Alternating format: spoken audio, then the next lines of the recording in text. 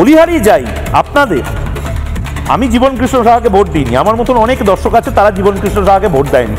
যারা যারা জীবনকৃষ্ণ সাহাদের ভোট দিচ্ছেন, যারা যারা এটা ভেবে জীবনকৃষ্ণ সাহাদের ভোট দিচ্ছেন যে আপনারা আসলে ভোটটা জীবনকৃষ্ণ সাহাকে দিচ্ছেন, তারা ভুল করছেন। মমতা বন্দ্যোপাধ্যায় ঠিক ছিলেন। মমতা বন্দ্যোপাধ্যায় বলেছিলেন না যে 294টি আসনেই আমি প্রার্থী। আসলে আপনারা একটা ভোটও জীবনকৃষ্ণ সাহাকে দেননি, আপনারা ভোটগুলো দিয়েছিলেন মমতা বন্দ্যোপাধ্যায়কে। আর সিস্টেমেটিক এই দুর্নীতিটা মমতা বন্দ্যোপাধ্যায় সবটা জানেন, বাংলার বিরোধীরা বলছেন।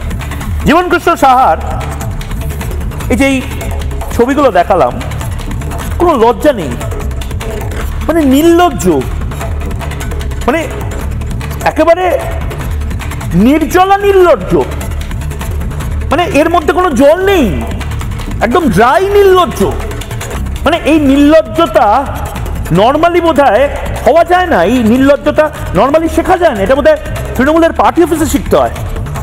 জীবনকৃষ্ণ সাহা এত কিছুর পরে বলছে আমি মোবাইল ফোন জলে ফেলে দিইনি, আমি লাফাইনি, আমি ঝাঁপাইনি।